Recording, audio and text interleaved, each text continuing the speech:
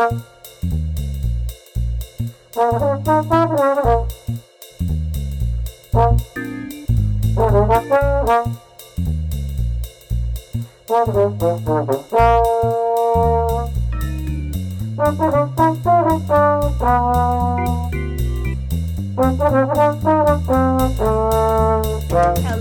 and welcome to Hey, we like your pod. It's Dawn here, joined by my trusted partner every Saturday as we all await game day. In fact, Monday Night Football. So, Maddie, how's it going? Are you recovering? Yeah, definitely. After the sting of last week's game for sure. And being that it's now Saturday as we're talking, I'm happy to have this last week of work behind me. There was a major event that I was the coordinator for that happened on Friday. So really happy that that's done with. Ooh, well, projecting positive vibes for Friday. That's right. I love that. I love kind of projecting in the future like that. We can make our own destiny. That's right. Speak it into existence. That's right. So I'll be spending my Saturday, trying to read the book that I thought I was going to be reading last Saturday, and kind of nursing my wounds from my kitten attack. They're not supposed to be called kitten attacks, but I required medical attention from my new kitten this week. So that's an attack then, absolutely. Yeah, it was an attack. The poor thing, though, it wasn't her fault. She was watching engrossed in YouTube TV, cat TV, and she hit pause. Pause. She hit pause, and I was trying to hit play for her and startled her because she was watching. We're not sure exactly what she is, but she's probably a savanna cat, which is they're Asian leopards and tabbies, spotted tabbies mixed. And so they're pretty wild. And whatever she is, she's got some wildcat in her. I haven't done DNA yet, but I will. In any case, I'll be nursing my wounds, and nursing my other wounds. Yes. Yes. Yes, which I won't go into. So anywho, so where are we at football today? Football season today, all teams in the NFL have played their first game, right? Mm-hmm. Right? Mm-hmm. Okay. So all teams in the NFC North are 0-1. Fortunately. Right. I mean, on balance, fortunately. Yeah, for the rest on balance. of them. Yeah. Sad for them. Sad for everyone. Anyway, Packers got wiped off the field on Sunday. Let's not mince words. And the fan base is apoplectic and rife with conspiracy theories. But why not? We have to entertain ourselves somehow. We didn't certainly get entertainment, but we did have Monday Night Football, which was pretty fantastic and delectable. That was a great game. That was crazy. Oh my gosh, that was so fun. I was so fun.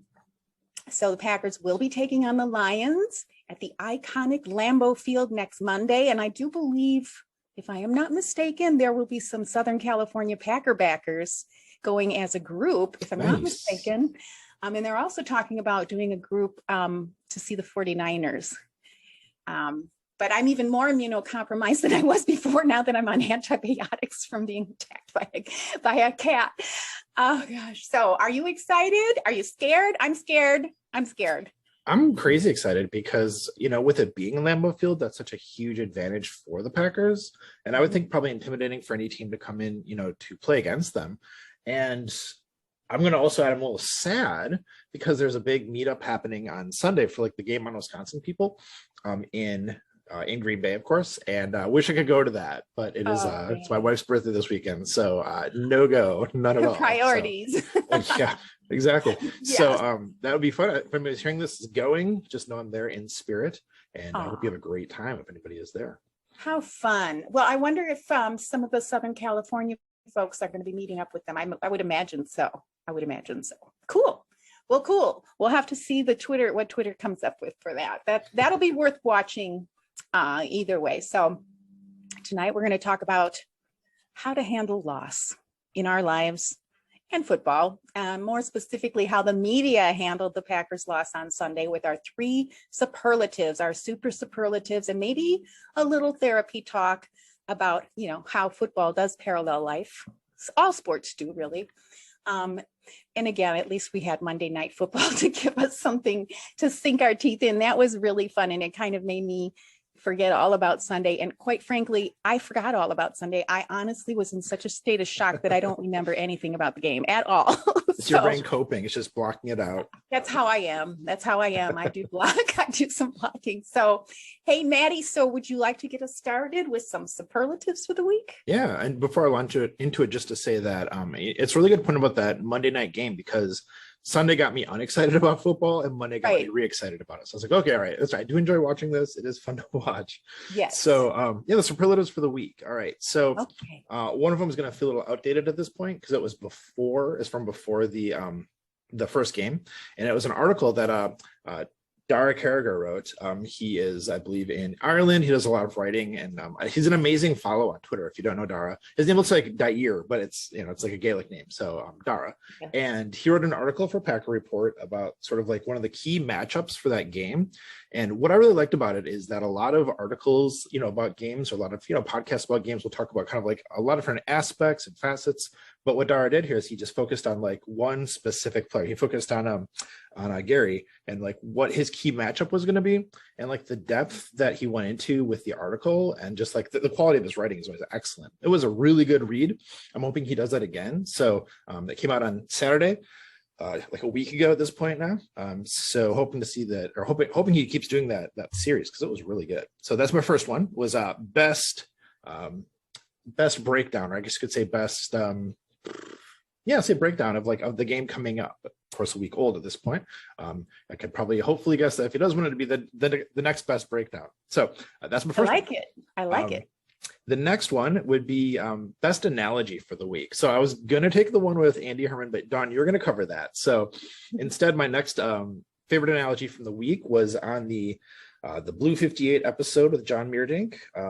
He was giving the sort of like game recap, breaking down some of the stuff there. He's talking about Kevin King, and this one really fascinated me. It actually makes me think of your kitten too.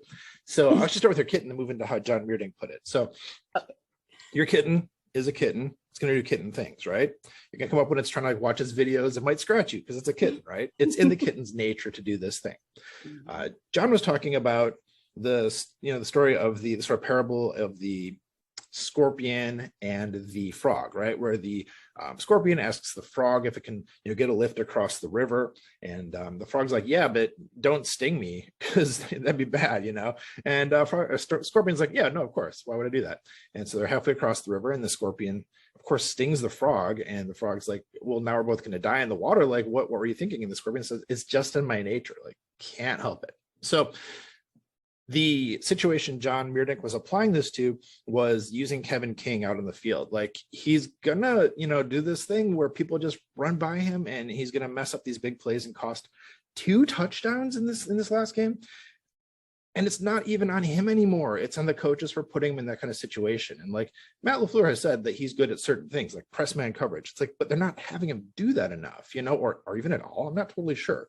So that analogy of like, let's stop blaming Kevin King at this point. Like, we all know what he is. Like, it's on the coaches for putting him in those situations. That was my favorite analogy of the week.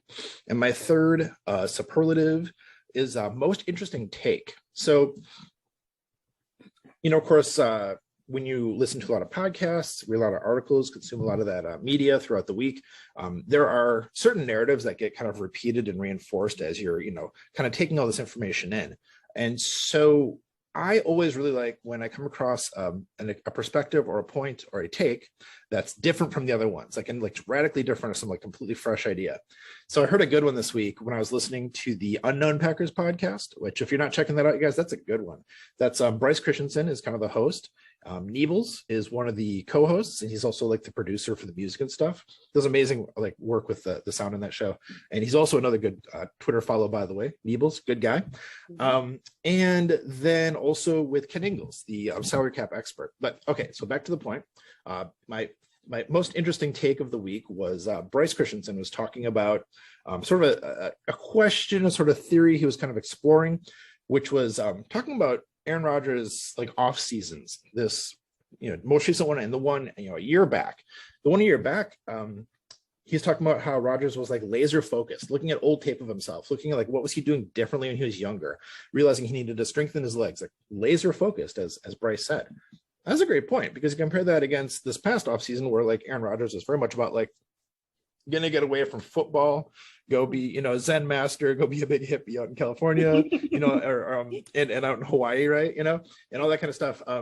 Like a very different sort of, I guess, vibe that he was giving off in the offseason. And Bryce was just, he wasn't saying he thinks this is why it was a bad first game, but he's kind of, you know, just exploring it, saying like, could this be part of it? Has anyone considered this? And that I thought was a very fresh, interesting take on the situation. I liked it. I like both of the last two about Kevin King and Rodgers is to, I like that you have that empathy in those for the players, because they do have lives and they are people, and you know, they're not solely obviously it's important that they show up for practice and do their job, but there's a bigger picture and at play here, and I like that. I like the look at the whole lives, and for sure, I mean, I think everyone's really looking at what Rodgers did during the summer, and I mean that whole whatever that was, and how it maybe even affected the rest of the team, you know, and even the coaches. How could it not, when you have that doubt about your star player? Is he going to be here? Is he not going to be here? Did they really, you know? Yeah. So very interesting. And I love that. I love those superlatives. So that was the most, what was that last one? Last one was most interesting take.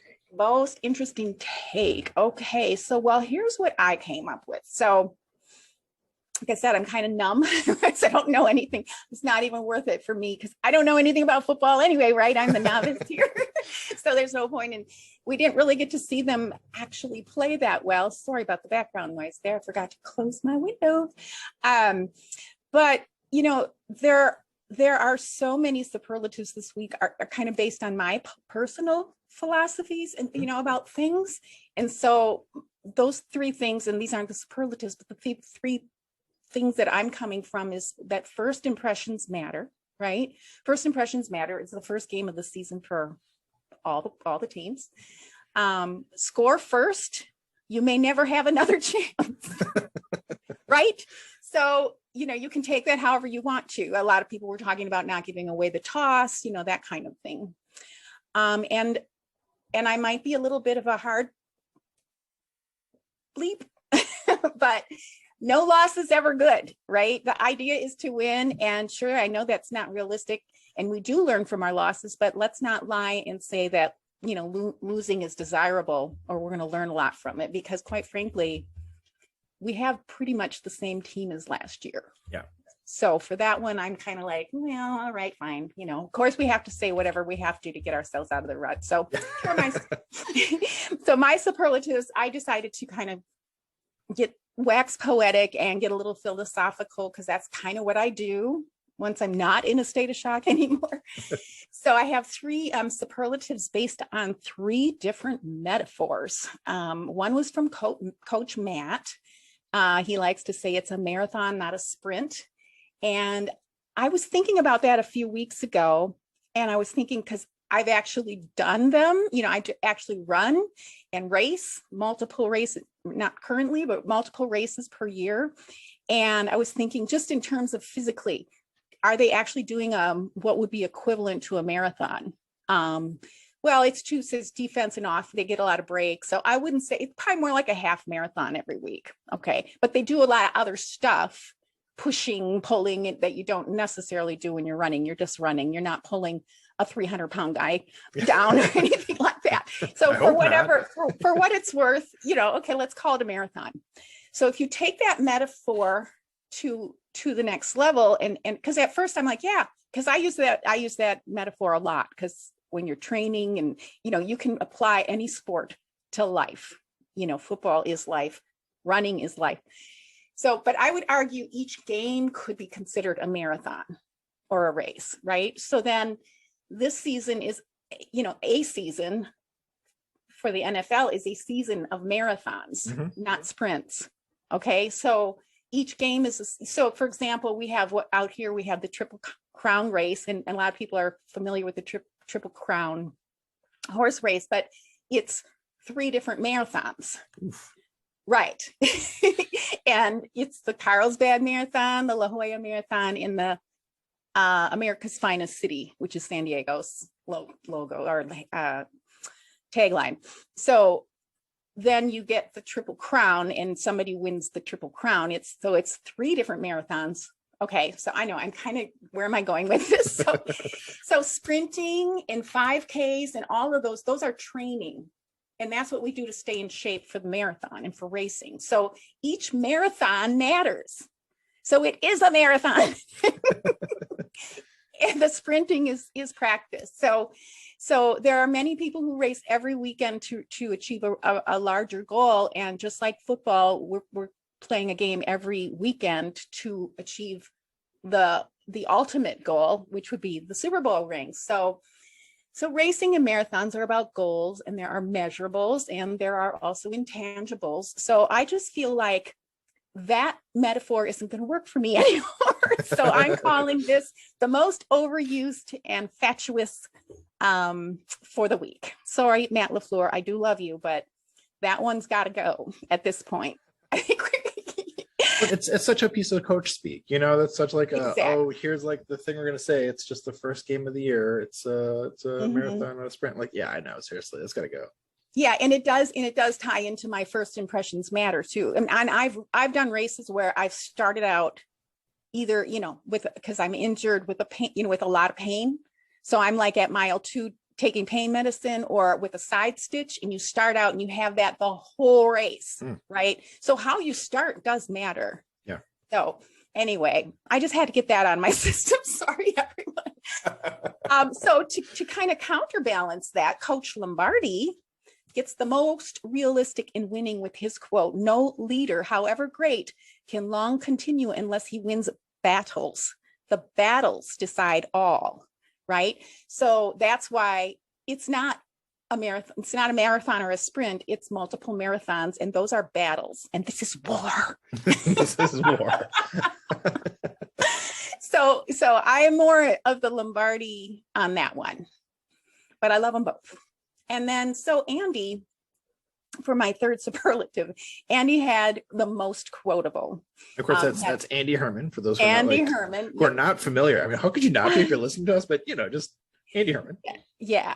And when I do put the links in under the show notes here, we make sure you look at that stuff, because I'll link right to the quote. I'll link right to what he said and what everyone said about it. So I won't just link to his profile. So Andy Herman, of course, but he had and I don't think I wrote it down. Okay, I think he said the Packers felt they could fix their defensive issues with a new chef in the kitchen rather than adding new ingredients.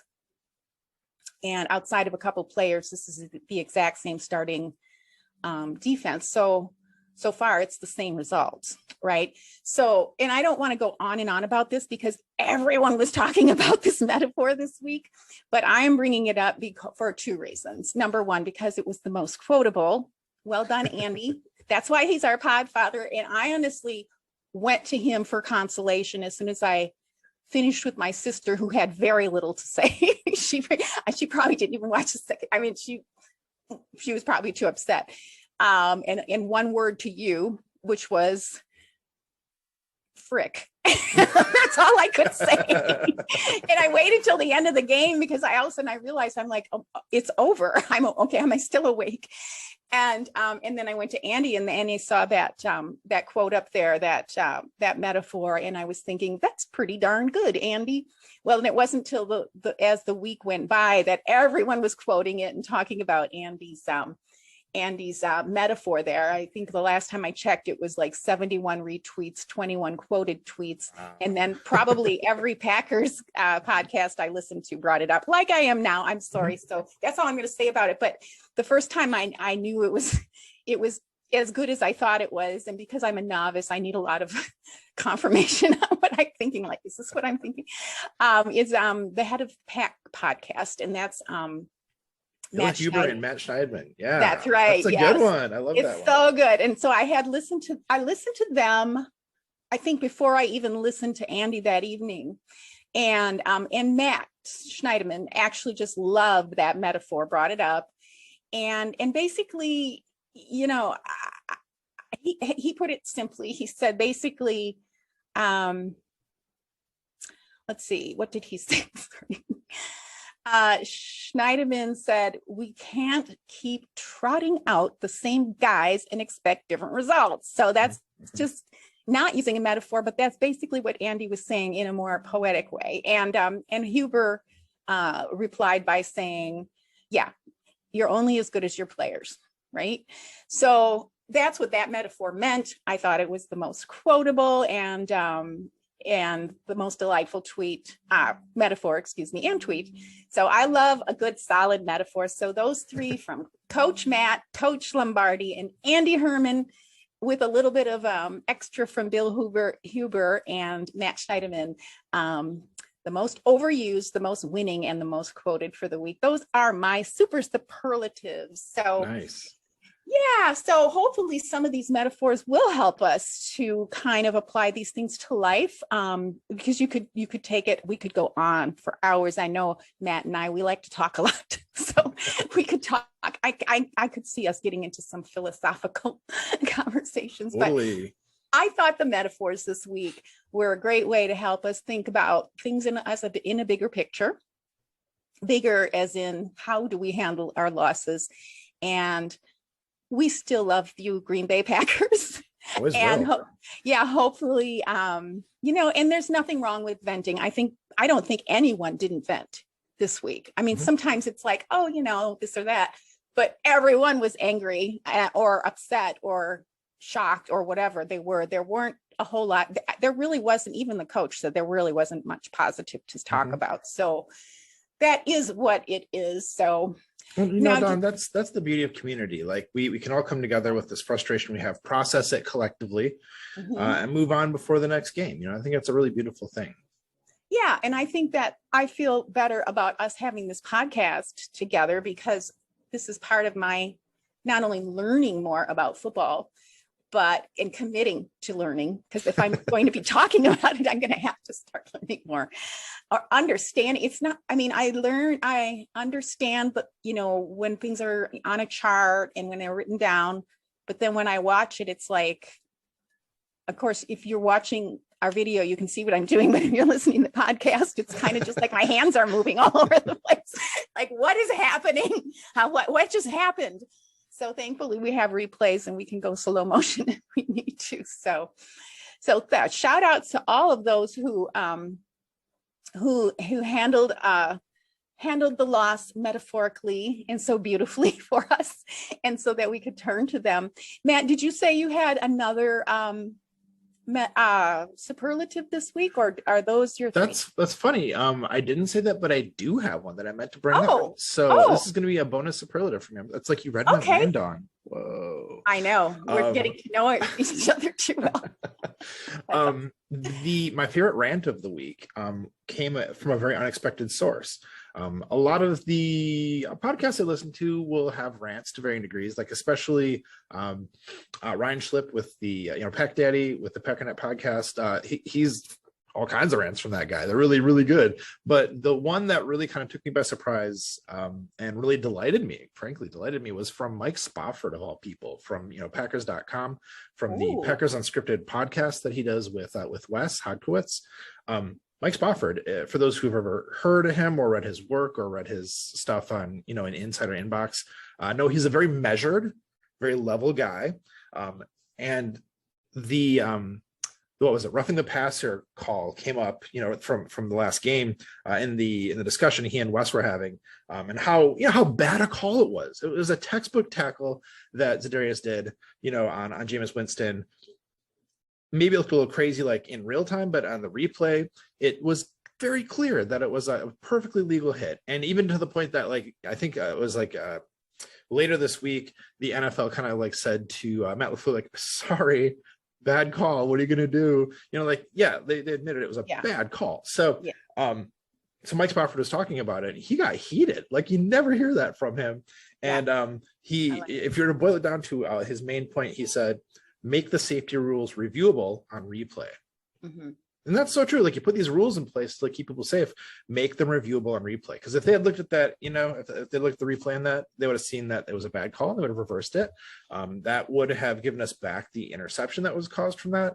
That could have been a turning point for the game, spark some life. I know that they were pretty far behind at that point, but still, that's an important thing. Yes. So it was a rare treat to hear a Mike Spofford rant on Packers Unscripted this week. I love that. I love Mike Spofford. Yes. Maybe because he is so measured. I mean, I love him. Wes is the more emotional one of the two. Yeah. Or expresses it more. But yeah, I didn't catch that. I'm going to have to go check it out. I caught a lot this week, but I didn't catch that one. So I will. And that was on the podcast, the Unscripted podcast. I think it was the one from Thursday, if I remember correctly. Good. Yeah. Good for Mike. You got to let it out, Mike. Right. Let it go. Let it go, man. No, that was, and that, I mean, it would have given us something to talk about. Hey, remember that? Well, we can still talk about what a great job Z did there. Yeah. I mean, he was just fly. I mean, it was so perfect. It was perfect. I love Z. Yeah, and it could have been the spark that you need in a game like that when the juice isn't there. It could be the thing that you need to kind of get things going. It could have been a comeback. We'll never know. I mean, I realize if some butts were candy and nuts, we'd have a Merry Christmas, but it doesn't matter at this point. But still, it's frustrating. It's frustrating. Well, it is, and I know a lot of folks who talked about that said, well, we knew we were going to lose anyway. Well, the thing is, that doesn't matter really, because that doesn't matter. And it could have. You don't know, because the Packers had plenty of second half turnarounds last year. That's kind of their MO for whatever reason. And yeah, and it's just not fair. And yeah, shame on you, NFL. We could have had something wonderful. We could have talked about Z all night. Shame on you, NFL. This is exactly what Mike Spofford said. Shame on you, NFL. Did he? Did I say the same thing as Mike? Real close. It was the same spirit, Oh, yeah. Yeah, my hard talk here. Well, I will be watching Monday Night Football from Carlsbad, California, as always. And I will be enjoying every moment, even, no matter what. I'm going to be a Packer fan, but I will say I try to watch as many teams as possible. Because I have really become more than a Packers fan. I've really become a football fan, which is crazy. It's crazy that I became a Packers fan so late in life. But then all of football, and that happened during the pandemic. It was just like, this is really fun. I'm just going to watch football. And one of the things I really liked was some of the game schedules were changed. So we had Monday night, Tuesday night, Wednesday night, Thursday night. We had all these different nights, so you could see more games, and I wish kind of they would do it that way. So there weren't so many on Sunday, and they maybe could spread some of the games out, because I would like to see more football. Although I'd never get anything else done between that and the kitten. Well, I know what you mean. So when I'm watching the game, one of my favorite things is that I'm always texting with my dad, who's in Wisconsin, where I grew up. Always texting with him back and forth throughout the game. And he texted me late in the game. He said, "Are you watching the fourth quarter? Kind of are you going to stick around for this?" And I said, "Oh, most definitely. We're only guaranteed 17 games a year. I'm not giving up a single minute of it." And then a touchdown happened, for the what's with users? What do they call it? Whoever that was. Right? Those guys. And I said, "Oh, even when a minute is Winston throwing a really easy touchdown like that, even then, I'm not going to miss a minute of Packers football, even if it's terrible and frustrating and hard to watch." That's right. And you know what? And I like to show respect for the other team too. Sure. I mean, come on, they did a great job, and they definitely outcoached us. And yeah, my sister, we do the same. We go back and forth during the game. We didn't do much back and forth. Well, if we did, I don't remember it, because it's like I have amnesia. I literally blocked it out. But she often says, "I'm turning it off. I can't take it," but I can't. I watch all the way till the end, and then I want to hear the interview. I want to hear what they said. Now, I will say, I was afterwards. Yeah. Yep. This time I didn't until Monday, because I was just I couldn't. And there was other football to watch. So I waited till Monday. I was too hurt. I was just hurt. How could they do that on the first game? Yeah. So, but we'll leave all the analysis to the real pros about whether this is a trend to worry about and, all that stuff. But we'll just hope for the best, and we're going to watch, and may the best team win, right? I'll be watching here from Carlsbad. And so you watch with your dad virtually, basically. Yeah. And one day maybe your kids will join. My daughter actually did come up and ask if she could watch it with me. I was like, yeah, of course. And she started asking questions, which is what I was like at that age, watching with my dad. Yeah. And then she got distracted and went away. But she was sitting there with me for a good 10 minutes. And I was like, oh, how this cute. is so great. Yeah, I love that. I tried to get the kitten to watch with me, but she wasn't not having it. When she gets a little bit older, though, I think. Her little kitten jersey. Definitely. Oh yeah, I'm working on that already. I went to, I looked online, but she's so small. They don't make them that small. So, by the way, I was going to end the video with this. But anyway, my sister sent me this when they won the Super Bowl. Oh, nice. Other thing. And I was like, oh, I could make a little kitty outfit out of that. I could make her a little uniform, but I might just wait till she gets bigger, and then I don't have to, throw it away after it's over.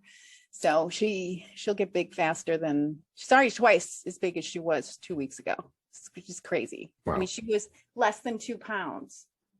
She was practically, and I don't have big hands. She was practically in my hand. Yeah. And now she's twice the size. She's gained almost a pound. Oh, they grow up so fast, Dawn. So all right, everyone. Well, hey, thanks for joining us here. It's been super fun to share our chat with you. Matt, as always, thank you for co-hosting with me. And yeah, and we're both so glad to know everybody out there listening. We are fans of you, and that's a privilege. And we have the luxury of being fans of the most storied team in the NFL, nonetheless. So we look forward to seeing you next week on Hey, we like your pod. Bye for now.